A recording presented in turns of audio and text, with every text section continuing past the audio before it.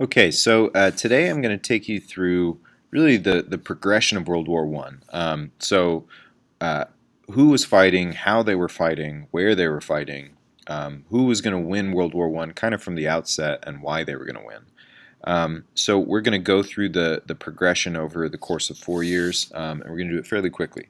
So just as a reminder, you have the Central Powers, including Germany, Austria-Hungary, and the Ottoman Empire, as well as Bulgaria, which was a rival of Serbia in the Balkan region. Then on the Entente, or the Allied powers, you had France, England, Russia, Serbia, and then after 1915 you had Italy, you had the United States after 1917, and remember you also have all of the colonial powers of these Central and Allied powers, as well as countries like Australia and Japan and Canada who were helping the Allied forces.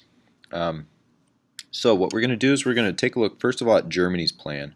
Germany was kind of really the most powerful nation in this war for most of the war, and their plan was going to dictate how the war went. They were the belligerents. They were kind of the people who initially started the fighting. So we're going to look at what their plan was. Then we're going to look at the battlefronts, so where the fighting actually takes place. We're going to look at the home front. In other words, what's happening back home in these countries in order to supply the war effort, how those supplies got to the front lines, and why that was important, and finally the American entry, which kind of ends the war. So let's start with Germany's plan. First of all, it's important to remember that Germany was basically the most powerful nation in Europe at this time. Although Britain had a larger navy, Germany was the most industrialized. It was probably the richest. It was probably the most advanced in terms of its military technology. It also had the strongest army. It had this long tradition of Prussian militarism, and so in a lot of ways they were pretty scary. Germany had offered what was called a blank check to Austria. So what this meant was after the assassination of Archduke Franz Ferdinand, Germany had basically told Austria they would back them in whatever way Austria wanted throughout the war. So when Austria decided to declare war on Serbia, and then Russia declared war on Austria-Hungary because of that, Germany, who was going to defend Austria, also drew in Russia and France. And so in some ways, this really became a fight between Germany, France, and Russia, not just a fight between Austria-Hungary and Serbia. And remember, Germany's rising power was threatening the balance of power in Europe, and you also have this kind of fear that Germany's going to basically become this dominant power that no one can control. So you have this really complicated way that these various countries get involved. You can pause this and take a look at it if you would like, but the basic fact here is that this assassination turns into really an excuse for an attempt by Germany to assert its dominance. Or at least France and Russia perceived it that way, and England also perceived it that way. So again, this powder keg is set off and the war begins. So the Germans mobilized for war. And it's important to remember that the German soldiers were fairly enthusiastic about this war from the get-go, as were the French and the Russians and the English. Here's a primary source to demonstrate really the nationalism and the militarism that the average German soldier had. This is from a guy named Ernst Junger, who was a German soldier on the front, and this came from a book he wrote about his experience in 1920. So here he is. We had come from lecture halls, school desks, and factory workbenches, and over the brief weeks of training we had bonded together into one large and enthusiastic group. Grown up in an age of security, we shared a yearning for danger, for the experience of the extraordinary. We were enraptured by war. Surely the war had to supply us with what we wanted, the great, the overwhelming, the hallowed experience. We thought of it as manly as action, a merry dueling party on flowered, blood-bedewed meadows. So, in a lot of ways, the average soldier is kind of excited by this war. They hadn't fought in a war in a long time, and this was good evidence of the nationalism and militarism that had really permeated throughout European society at this time. So Germany's plan was actually kind of bold. It was basically to sweep through Belgium, which was a neutral territory at the time, attack France, knock out France, and England if they decided to join, and then turn back to the Eastern Front where they would focus their attention on Russia. Again, this was a pretty bold plan, and it may have been doomed to fail from the beginning because they were underestimating the resistance they would encounter. For instance, just marching through Belgium produced quite a few civilian casualties just from kind of raiding the countryside and also encountering various resistance. This, in some ways, motivated the rest of France and England to come in and try and help the Belgian people, who they saw as being unjustly kind of, in some ways, like massacred by the German army that was marching through. You also really saw this resistance taking place that the Germans hadn't anticipated. Both sides are so caught up in how nationalistic this is going to be. They think it's going to be a quick war that's just going to end pretty quick. But you have the Germans stopped at this river called the Marne River in France. British and French forces, as well as actually like Canadian and Australian forces eventually, stopped the German army about 30 miles from Paris. And no one really can get an advantage, and we'll see why in just a second. 250,000 people die on both sides in about a week. And this is kind of a shock, and it's really the first time anyone realizes that this might not be such a short war. So this German Schlieffen plan, this plan to sweep through Belgium, is stopped at this river. And it creates what's called a front, which is basically a line of soldiers that is in some ways unpassable, and both sides are trying to get past it. So you have the Germans stopped on the eastern side of the front, and you have the French and British and Canadians, all of them, stopped on the western side. There are also a series of other fronts created that we're going to look at. You have the Italian front, the Macedonian front, which is in the Balkans, and the Eastern Front, which is in Russia. Now, these fronts are really created because at this time, European nations, especially Germany and France and Britain, are very, very industrialized. They have all this powerful technology. They have machine guns. They have these things that are really destructive, and basically you have both sides with these weapons that run into each other, and no one can really break through. So instead of either side breaking through, you have both sides that kind of hunker down and dig these trenches, and they maintain their positions behind these trenches. The trenches are basically big ditches that are like 10 to 15 feet deep that the soldiers wait in. When the time is right, their commander blows a whistle, and they get up out of the trench and they charge the enemy line. This is basically an idea that they're going to hold their position and not let the other enemy pass. And both sides are doing this. And in some ways, it's kind of this strategy that is really destructive and deadly, because it basically relies on both sides just staying put and attacking anyone who moves forward. As many as 10% of soldiers who went into the trenches died. So this really means that you have this Western Front. It's 500 miles long, and it's a stalemate, and it lasts for about 4 years, where neither side can really get through. They both dug these trenches and are hunkered down, and no one's really moving. When people do try and move, if they go on offense, they end up losing lots and lots of casualties. So some examples of this are the Battle of Verdun, the Battle of the Somme, where you have up to 1 million people who die or who suffer casualties in a fairly short amount of time. So I mean, we're talking about up to 1 million people here in 2 different wars, or 2 different battles.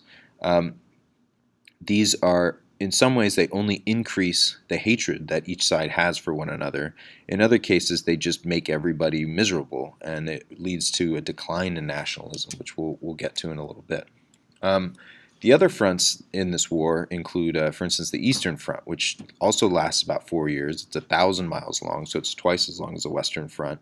And the Germans pushed the Russians pretty far back into Russia, past what's today Poland. And there are estimates that as many as 14 million people suffered casualties here, including 2 million civilian deaths. Remember, casualties means injury as well as a death. It just means someone is deactivated and can't fight anymore. A good estimation is maybe a third of casualties are actually deaths. And actually, this war becomes so destructive that the Russian people revolt against their government because they don't want to fight anymore. And in 1918, early 19, Russia is effectively out of the war. And so this Eastern Front is really going to last until Russia is forced to leave. The Macedonian Front is where the Serbians are actually fighting. This is south of the Austro-Hungarian Empire. The Austro-Hungarians really forced the Serbians out of their own country down to Greece. And there's this front that's held there by the Serbian people. Meanwhile, the Serbian civilians that are left in Serbia are really subject to this kind of brutal repression by the Austro-Hungarians and the Bulgarians. And this Macedonian front becomes another stalemate where the Allied powers are fighting against Austria-Hungary. And over time, this weakens Austria-Hungary to such a degree that by the end of the war, they're basically about to collapse.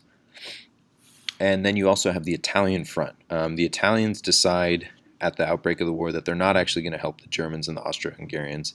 And about a year later, they decide to actually help the other side, the English and the French and the Russians. Their efforts are mostly concentrated on the northern border between Italy and the Austro-Hungarian Empire. And what's unique about this is it's a lot of fighting like in the Alps and these big mountains. You have up to 700,000 Italians that die in this front, and it's really pretty unique fighting because it's fighting on mountainsides where you have one side on top and the other side below, and whoever's going to be on top is going to be the one who wins. So you have these big trenches that no one can really break through, and what this actually leads to is an arms race where you have both sides trying to come up with crazy weapons that'll defeat the other side. So, for instance, you have like mustard gas is developed in the first chemical warfare. Mustard gas basically burns away your internal organs if you breathe it in. You have tanks that are developed for the first time, which are basically designed to break through these lines. Shelling and shrapnel, so bombs. Soldiers who are hanging out in the trenches could at any minute basically be blown away by shrapnel. And then you have airplanes who are first used to actually kind of figure out what the enemy's doing behind enemy lines, and then also you have pilots who are literally throwing bombs and grenades out of their airplanes. The result of all this trench warfare means that soldiers are pretty unhappy and eventually pretty ineffective. They're just kind of sitting around. They don't have a whole lot of supplies. The supplies are limited. They're subject to all this kind of random bombing, and that leads to PTSD, or post-traumatic stress disorder, where the soldiers are pretty much scared and dehumanized, and it's these really awful conditions. Even if you don't die in the trench, you have a really miserable time in there.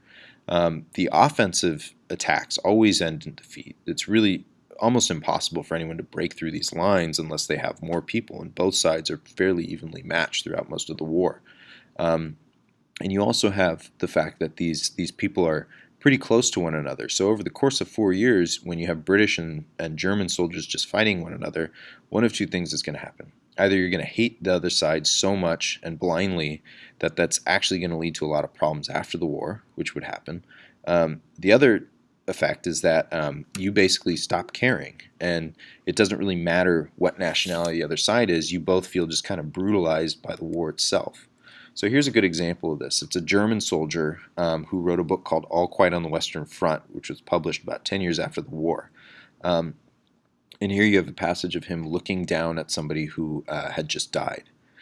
So he writes, "But now, for the first time, I see you are a man like me. I thought of your hand grenades, of your bayonet, of your rifle. Now I see your wife and your face and our fellowship. Forgive me, comrade." He's calling his enemy comrade. "We always see it too late. Why do they never tell us that you are poor devils like us, that your mothers are just as anxious as ours, and that we have the same fear of death and the same dying and the same agony? Forgive me, comrade. How could you be my enemy?" So, again, these soldiers really become less effective the longer they're on the front. What really matters is what's happening back home on what we call the home front. Now, it's important to remember that because of the stalemate and the industrial economies that these nations have, this war quickly turns into a total war, which means that everyone at home is focused on producing supplies for the war effort. So that means all the civilians at home are, in their own way, kind of soldiers. That includes women and sometimes children. So you have militarized women that are working in factories to produce weapons and ammunition and all this kind of stuff. This is a total war. Total war means every part of the country is focused on the war effort. As part of this total war, you have propaganda at home that is encouraging people to do various actions to support the war, whether it's to ration their food or to buy government bonds, which is basically like giving money to the government, or turning silver into bullets, basically any extra materials they have being given to the government so they can convert them into weapons. Women especially actually see some real benefits as a result of that. The propaganda very often is directed towards women and encouraging them to go work and join the war effort. And this increased responsibility eventually would lead to feminism and greater women's rights because they're sharing such an important role in this war effort. And these supply lines, basically once the food or the weapons are produced, they have to be driven to the front somehow. So medicine, food, ammo, all this has to get to the front. And this line of supply is called a supply line. You also have, for instance, British and American factories that are producing things for the front. And so this is really this process known as mass production, which is really first pioneered by like Henry Ford making Ford automobiles or cars. So in these factories, you have this kind of perfection of this mass production technique, where tanks and even airplanes eventually and guns are mass produced and shipped to the front lines via these supply lines. So what this eventually leads to is, because you have a stalemate in the trenches, you have economies completely mobilized to focus on the war effort. The factories are producing things to get to the front with the supply lines, and yet still the trenches are basically a stalemate. You have this new concept, and it's called a war of attrition. And it basically means that you keep fighting until one country gives up. Now, that's very different than completing an objective where you try and like take a territory, or you try and basically do something that will end the war yourself. The idea here is that it's a stalemate, and you will continue to fight until one side doesn't have enough supplies to keep fighting. So pretty much the war will end when one of the economies can't produce enough to fuel the war. And the huge advantage that the Allied powers have is that, for instance, if their factories are bombed, they can get, well, we'll see in just a sec. But as a result of this total war, you have factories that are being destroyed. You have, in many ways, civilians are being targeted. So everything kind of becomes fair game. But what the Allied advantage is their supply lines. So the Allied, they're on the west and the eastern front, which basically means that they have two ways that they can get supplies from places like the United States or their colonies. Germany, meanwhile, is kind of trapped in the middle of Europe. So for much of the war, the United States is supplying to both sides. They're kind of selling to whoever they can. And additionally, you have colonies that are supplying the war effort. In some ways, colonial soldiers did fight, but their real value was in what they could produce in raw materials. So, for instance, there's fighting that takes place in German East Africa, where British soldiers, with the help of African troops, are actually trying to take German territory so that they can't supply Germany with any more raw materials. Similarly, you have Japan actually fighting Germans in China, and there's a German colony known as Qingdao on the east coast of China, and Japan takes that territory in order to basically reduce German supply lines. So, as a reminder, basically Germany and Austria-Hungary have much less ways to actually get supplies to their fronts. So you also have, in some ways, Allied powers that are actually trying to find new ways to get supplies to their front. A good example of this was something called the Gallipoli campaign, which was in the Ottoman Empire, and you had France and Russia who are trying to get basically supply lines to Russia from France via the Mediterranean. And so what they wanted to do is to break through this kind of gap in the peninsula where the Ottoman Empire was. And the French soldiers, you also had Australian soldiers that were trying to do this. And it's one of the greatest defeats actually for the Allied forces. Basically, the Ottoman Empire had a higher ground, and they were able to keep the Australians and the British out of this territory. And so, you have these various wars taking place all over the world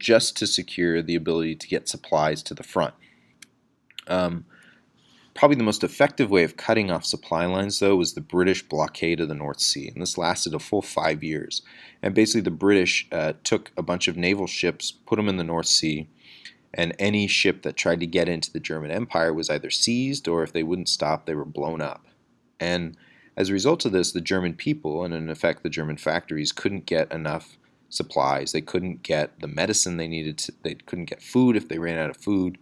And by some estimates, as many as 600,000 Germans died of malnutrition as a result of this blockade.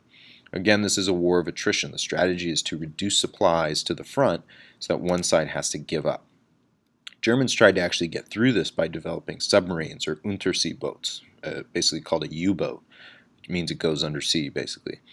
And the Germans tried to actually sneak underneath these blockade lines. And what British ships would actually do is they would also try and sneak in supplies via commercial ships. And U-boats, as a result of this, what they would do is they would just fire on any boat that they could to try and stop the British from getting supplied. And so now you have, as a result of this total war and this war of attrition, you have U-boats that are firing on civilian ships because they're not sure who's supplying and who's a civilian ship and who's actually a commercial ship. And in 1915, you have this kind of tourist ship that's sunk. It's called the Lusitania, and you have as many as 1,300 people who die, 128 of whom are Americans. And so because the Germans are just trying to kind of desperately stop anyone from supplying Britain, they end up killing civilians, which actually turns public opinion against the Germans. Again, this is total war, which means all civilians are targets because they're all supplying the war effort. Now, that Lusitania is a good indication of how the Americans eventually become involved, but it's not the full story. The U.S., again, is trading with both sides for much of the war. And in fact, you even have a German U-boat that goes under the blockade, makes it all the way to the United States, and buys stuff from the United States in Baltimore, and then goes back. But as the war goes on, the U.S. is really pressured to just pick a side. And there are a few things that happen to help them pick a side. The Lusitania is one.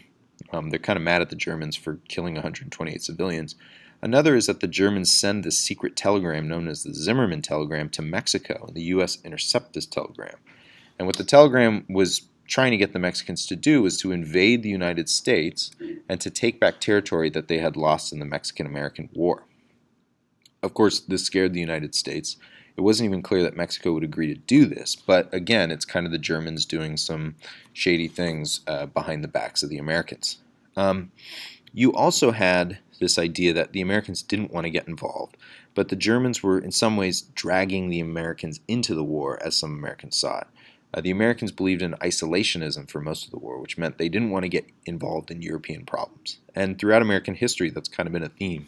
The United States wants to stick to North America and not get involved in Europe. But some things brought them in. Sinking of the Lusitania, the Zimmermann telegram, the collapse of the Eastern Front. The Russians actually, when they leave the war, it means that the Germans can focus all their attention on the Western Front, which kind of scares some Americans that somehow they're going to, maybe the United States is next. But maybe most importantly is that the United States can't keep trading with the Germans because of the blockade. The British and the French have basically shut off trade to Germany, and so it's more profitable to side with the Allies. So in April 6, 1917, Congress declares war, and the United States is now at war with Germany. Again, Austria-Hungary and even the Ottoman Empire are not as industrialized, they're not as advanced, and they're not really the big players. At this point, Germany is really the only thing keeping the Central Powers involved. So the Americans arrive in Europe by about 1918. They're having as many as 10,000 new Americans a day coming to the front. And so you have all these kind of tired, beat-up soldiers that are at the front, and suddenly you have all these fresh American troops, 10,000 new American troops a day coming in. And some of the American troops weren't even that effective, that some of them didn't really know what they were doing, but just the morale boost they got was huge, and plus you have all these new supplies and new guns there. The Germans really couldn't keep up with this additional troop support, and the stalemate was broken. With the Americans' help, the French and the British were able to really break through. Here's a good graph that just kind of shows how the Allied troops really overtook the Central Powers by about June. And with that overtake, you also have more German troops are dying or surrendering, and so you have a rapid decline in German troops. So these Americans, in many ways, they really kind of break this stalemate. And again, you could think of this as an increase in supply lines, an increase in the mobilization of supplies that really breaks through the stalemate. And the war of attrition is over because you have suddenly a new side that kind of tips the balance in the favor of the Allies. So in hindsight, by the time World War I ends in November 11th, or what they called the Great War, it almost seems clear that Germany could have never won. They were fighting on two different fronts. They were cut off from most of their colonies. They were cut off from American supplies about halfway through the war. And so it's really unclear how they would have ever won. But we will see that this really isn't the end of the story. So with that, I hope it's a little bit more clear about who's going to win this war and why they're going to win this war.